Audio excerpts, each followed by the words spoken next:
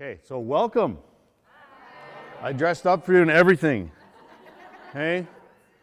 So thank you for coming, and thanks, Lindsay, for having me. I was just asked just to talk about superheroes a little bit. So I'm going to talk about superheroes and some messages for leadership. So my superhero name is Superfly. I'm a prof at the U of A, and I teach elementary education. So this is my dance outfit, so we can get down and funky. And it just encourages, if you can lead by example, that's helpful. So I'm just going to go through some leadership stuff a little bit. It's going to be pretty boring, so you might want to just, relax and get comfy. Hopefully you had a coffee. We'll get going from there. Any questions before we start? Anybody want to move closer? Further away. Okay, awesome. So what I want to look at, and you probably gathered it from the title, but just there's some maybe famous or maybe not so famous quotes from different superheroes that I think apply very well to leadership, and they work quite well. So this first one, which was in the title, but with great power comes great responsibility. Now, who said that? Yeah, Uncle Ben. Okay, lots of people, you look on the internet, say Spider-Man said that, but it's not true. It's not true. But it's important that someone like Uncle Ben said that, because he recognizes that there's a need, and you all have skills, you all have talent, and you all have abilities as leaders in whatever role you are. I met some people from the YMCA in the little first activity, and you all have those abilities and talents, but that also comes with a cost or a price or a duty. And you have a duty to use that power responsibly, to use it wisely. And that's sometimes easier said than done. It can be very easy to jump in and go, yeah, I'm the leader, do what I say, do what goes on, but that's not the idea. So use your powers wisely. Okay, Miss Marvel. Who's heard of Miss Marvel? I only recently found out about Miss Marvel. And I like this quote because the idea is leadership is scary. Leadership can be a little bit frightening at times, but at the same time, leadership gives you the opportunity to find friends that you might not otherwise have found. Years ago, I was athletic director at a decently large junior high, and you kind of think sometimes that you need to do everything, and you need to find those who are similar to you, but it's not true. And I was trying to find a coach for curling, could not find a coach for curling. Someone suggested I talk to the math teacher. Now, the math teacher is a fabulous guy, a little bit of a different character, but in a really, I think different characters are good. So, but I never thought he would do that. And a colleague of mine said, no, you should really talk to him because he might be interested. So I took a chance and I talked to him, and he said, yeah, I could do this. I've never done it before, but I can do this. At the end of the year, he came up and he thanked me profusely and just said, this has been so awesome. I haven't connected with kids like this before. This was just an amazing opportunity. And if I would have just continued to go, no, he doesn't fit that, I'm scared to approach someone who's outside of my normal sphere of influence, then you don't get that kind of opportunity. Batman. I like Batman. Batman looks cool. No matter what iteration of Batman, Batman looks cool. But more importantly than looking cool, Batman gets stuff done. There's a time for talking, and there's a time for action. That's why I love the early Batman cartoons and the original series of Batman with the pow and zlonk and kaboom, because it's action. You can only talk for so long. You can only sit in your office and plan for so long. You need to get out and you need to take action.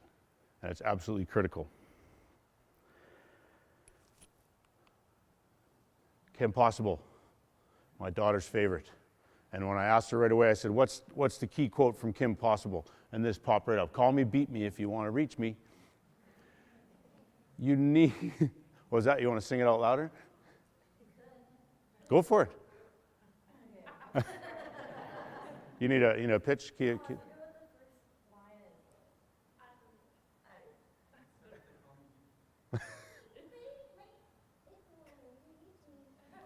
Love it. Love it. You have to be available as a leader. Again, you can't hide out. You also can't, if you're constantly at the front of everything looking forward, you can't be in communication with those behind you. It doesn't work that way. That's not good leadership. Alongside, sometimes from behind, there's a time to be out front for sure. But you need to be available and you need to be accessible different ways. That doesn't mean 24/7, but it means when appropriate, with everything you need, you're accessible, okay? You're there. Okay, I have to get ready for this next one. Is this my favorite one? Might be a little too much information. I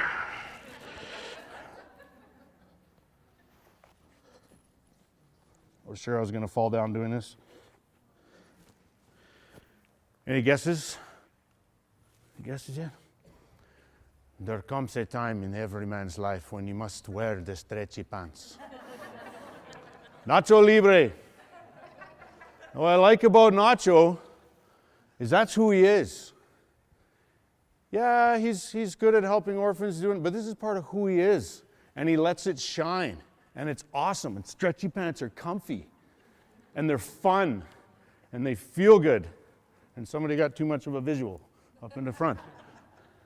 But they're really, I wore these to a conference last year, and I never really wore tights around, and I just thought, dang, I could wear these all the time. They're so comfy. You just keep everything in. They're really nice. But as leaders, you have to give yourself permission to have fun. Give yourself permission to be who you are. You can't lead by being somebody else. You have to lead by being yourself. And this is a little bit sad because he just recently passed away, but the piece of advice I always give to my pre-service teachers comes from a Soundgarden song, Chris Cornell. Okay?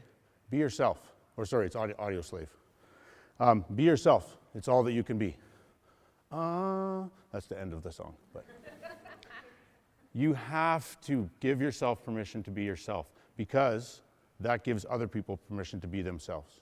And then you can do things properly. You have really strong leaders will surround themselves with strong people.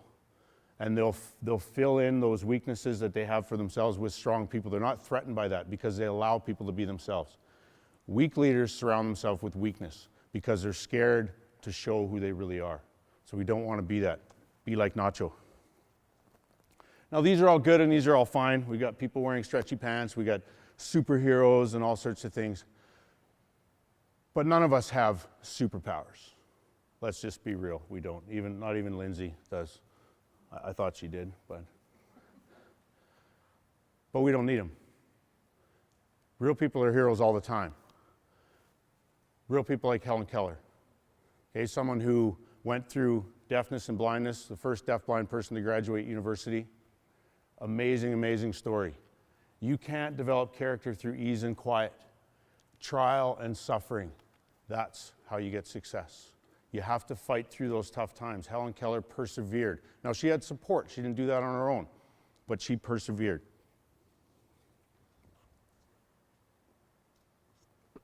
There was Starbucks back there. Did anyone grab some?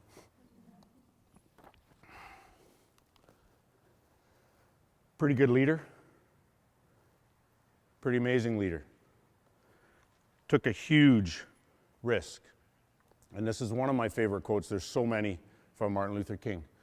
But just think about this for a minute. It doesn't matter what you can do as long as you do, as long as you keep moving forward. And if you study the history of the civil rights movement that began with Martin Luther King and moved on, or not began with him, but he really was the catalyst there. Again, it wasn't just him, it was people around him, okay? And it's that move forward, move forward. You hit an obstacle, you don't go backwards. Maybe you have to move a little sideways, maybe you have to slow down, but you keep moving forward. You have to. Rick Hansen.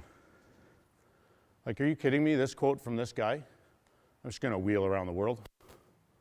Just gonna get that done. It's not too hard.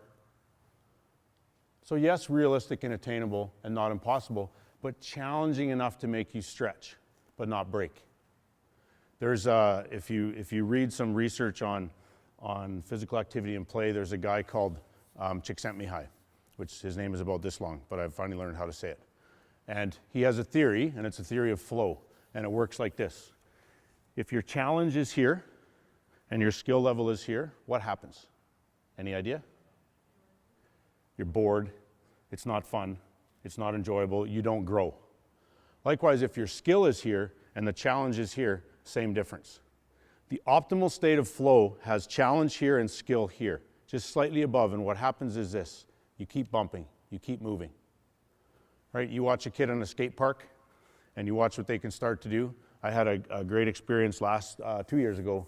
I won't go into the long story, but I was walking my dog home from helping out my son with his truck at school, and I happened to walk by the skate park in my community, and it was like 9:30 on a school day. Nobody there except for 3 teenage girls skipping school. Now, because I'm a 40-year-old plus person walking by with a dog, I didn't stand and stop and watch because that'd be creepy and gross. But I kept walking slowly with the dog, hoping he would maybe do something that I would have to stop. But why do you think those 3 girls were there at 9:30 on a school day? No judgment.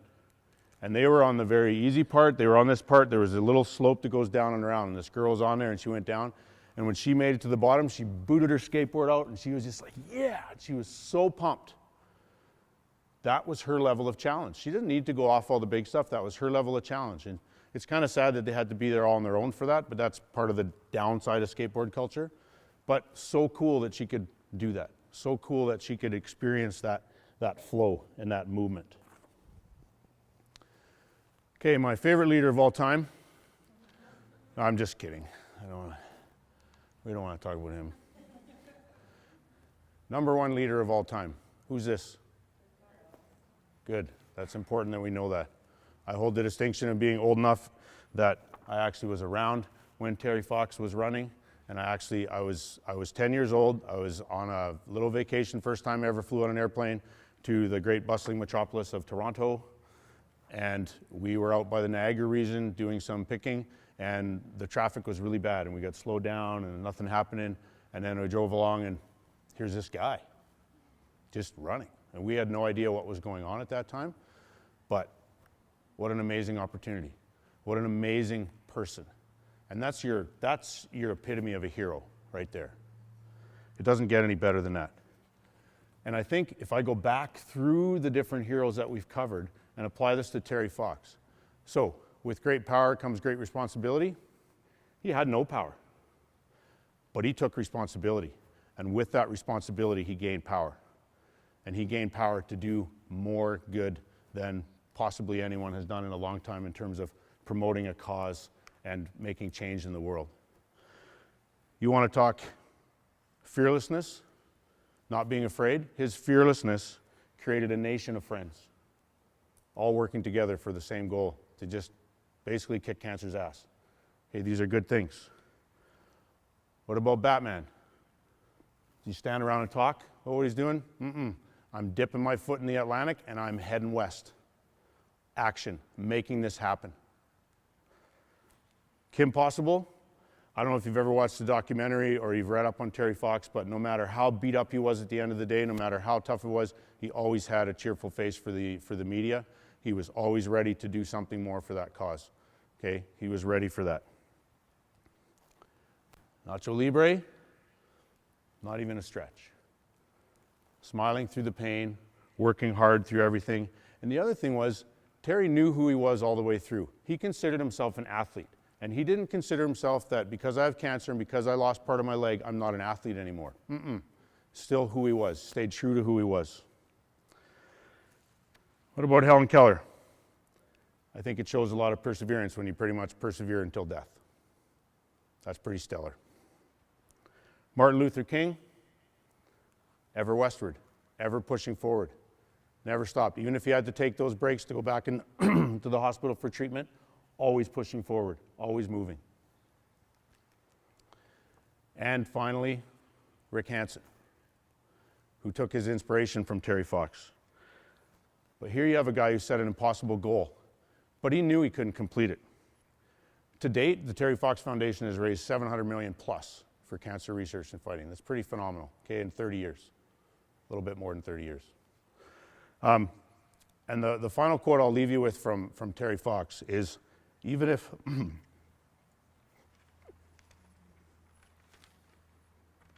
or maybe I won't leave you with the quote because it's, pretty powerful.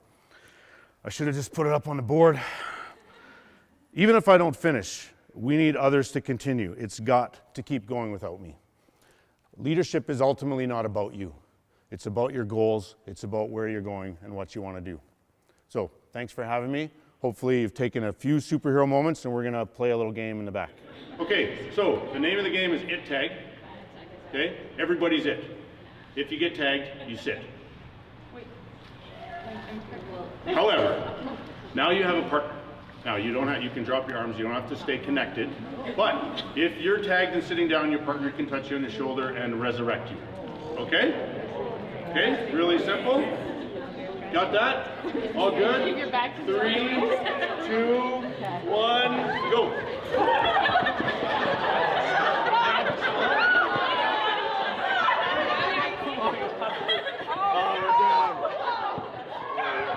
That strategy worked fairly well. Let's try again.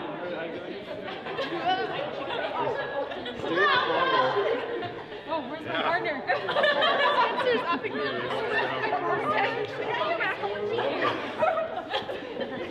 Okay, stop. I didn't want to lose, so I mean, I have Wonder Woman on my side, but I didn't want to lose. Was it a little bit better? No, because we both come? went out at the same time. Because there's a chance, right? There's a chance to get back in, but it's still fairly easy to get people out, right? It's not too bad. So we've now added, so at the very beginning, we just have a basic physical tag game, right? It's very, very basic. Now we have to start to think about tactics and strategy. And now we also have to think about social aspects of the game. So can you link up with your partner again? I'm right here. I think we did. Okay, excellent. Can you take your pair and can you make a quad, please? Make a quad. Link arms, link arms. Sure.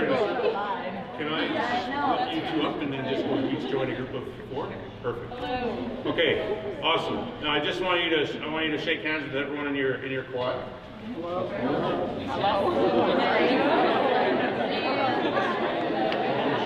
Okay, and then just a high five to everyone in your group. Okay, and just hug it out. Just hug it out. I actually didn't expect anyone to do that, so that was really impressive. That was good. I just got a full-on good hug. You're good hug. That's good. Okay, so guess what? The name of the game is? Everybody's it tag. Right, It Tag. And? Everybody's it. And if you get tagged? You sit down. And who's your team? Yeah, those people you just hugged awkwardly.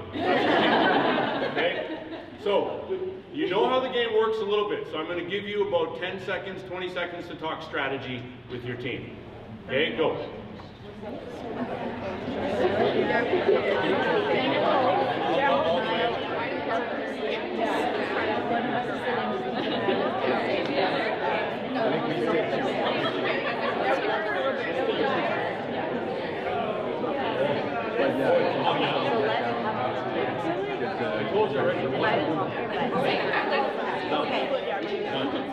Okay, are we ready? Feeling good? 3.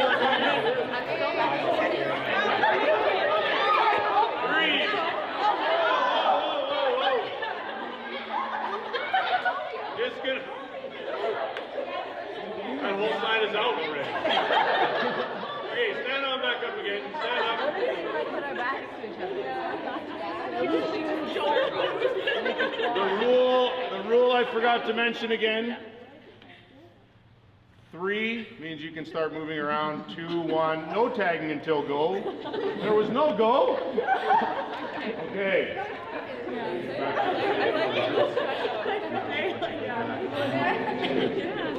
Okay, 3, 2, 1, go.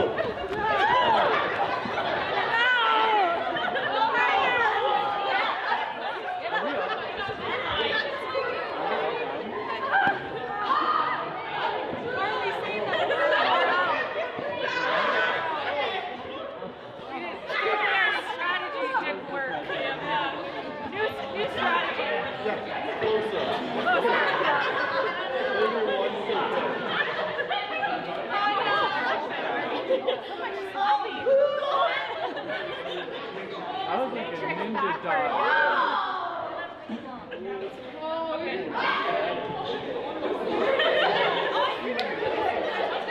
Oh, see, they're staying right beside each other, so that if one goes down.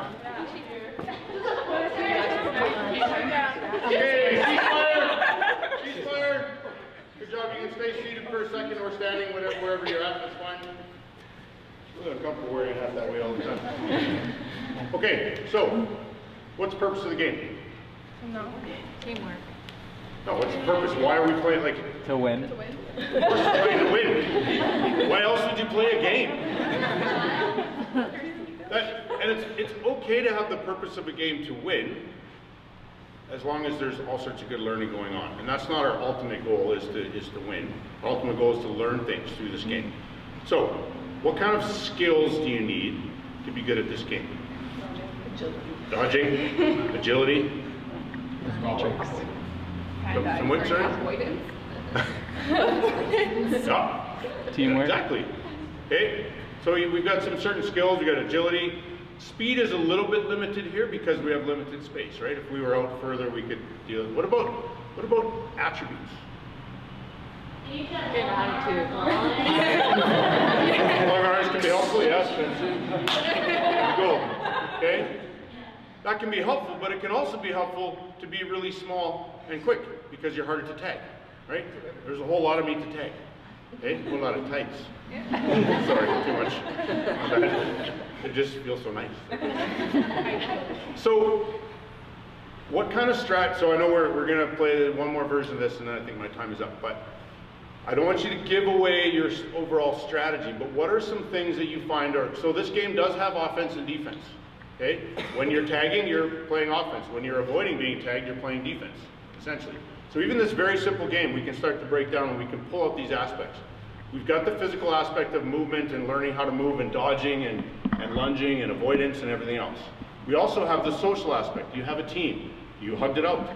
You have a connection. And I purposefully do that with students because you want to have appropriate physical contact. It's okay to stand here arm in arm. It's okay to stand here arm in arm.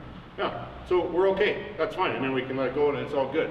That's part of the social aspect of physical literacy, is being included and accepted and coming through and just going, we can do this. But there's also a cognitive piece, because we want to be the full-on moving, thinking, feeling individual. That's the goal. So with the cognitive piece, we start to think about tactics and strategy. So what are some things that help you be a good tagger? What are some strategies or tactics that help you be a good tagger? Yeah. Knowing somebody's got your back.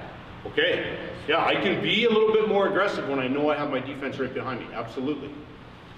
What else? Ah, okay.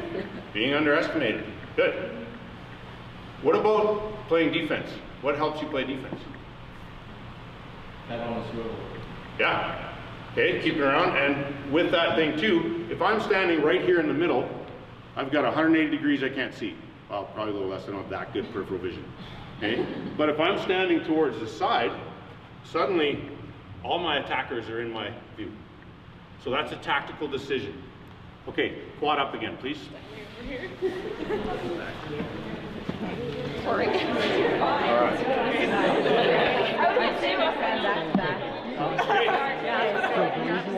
Can you take your quad? Oh, sorry. That's okay. Take your quad, please, and make an octet.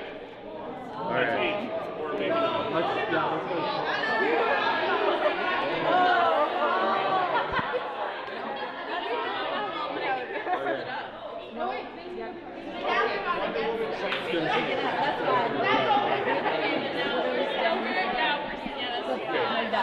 Can we go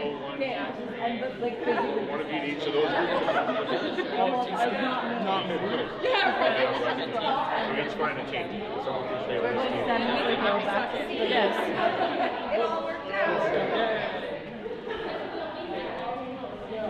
Okay, one quick question to consider in your social skills piece. So now you've got this big team. What's important socially or affectively, or the feeling side, in terms of being successful? What do you need? I heard teamwork earlier, so obviously we're in a team, therefore it requires teamwork. Think about what else you might need to be successful in this game. Remember, the goal is to win. That means every other group needs to be seated and your group needs to be up. Okay, you got 20 seconds. Something, Kel, I noticed that you're really good at tagging. As with you, Michelle, you're all over the place. So I feel like I'm not that good at doing that.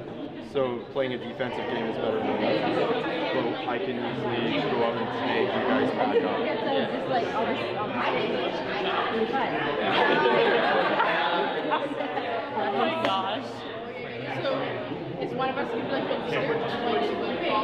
In 3, 2, tight. Go. Okay, let's go. Okay, move left. This way. Go.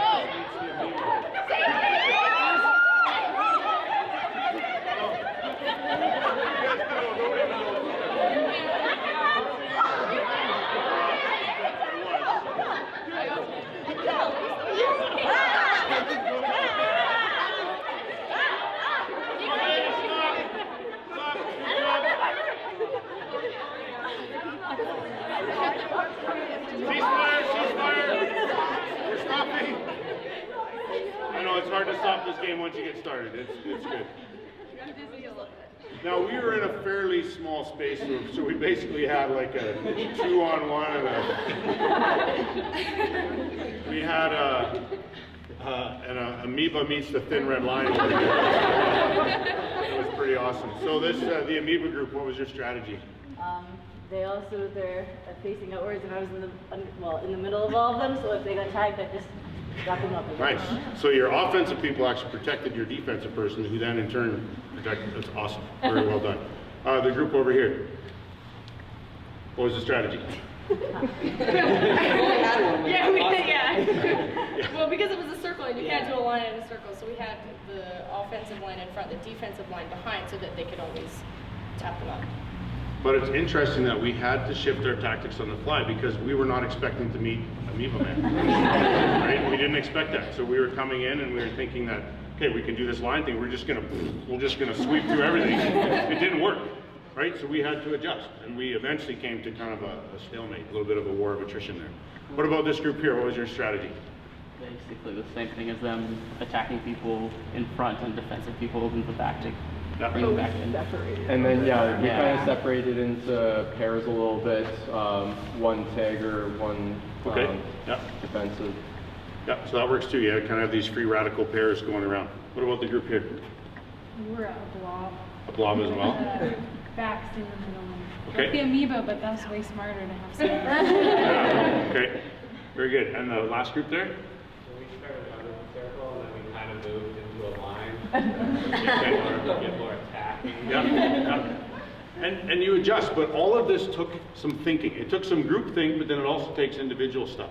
We often forget when we're working with, whether it's kids or adults, we forget the time to reflect and question. So we need to have that time because we have to access the cognitive stuff, but that's also a social time. We can't only have movement. We can't just go there. And if I had more time, we'd talk about cheating and strategy and different things and everything else. But we had time to figure out strategies. If we had more time, what we would do is you test your strategy out and then you try it again. You also notice we purposely don't have pennied teams. Right? We have teams, you just met some of these people, some you know. So you have to communicate. You have to learn who people are. I had a group of about 100 teachers in a big gym playing this game, and the one group of teachers, they were trying to, how do you know if someone is tagged? Because you barely know who's on your team. As soon as they sat down, they went, right away, visual and a vocal stimulus, done. Right, so lots of good stuff. Very well done. Give yourselves a round of applause. Over to you, Lindsay. Yeah, I just wanted to say thanks again to Doug, and that activity is in the handout, so that main handout with all the activities. So it was great that he could run us through it. I think a great expert, and just want to say thanks, Doug, for coming out. We appreciate it. So the session was videotaped, so that might be a good one for you guys to share with your staff as an intro to the type of atmosphere you want to create within your facility. So again, thanks, Doug.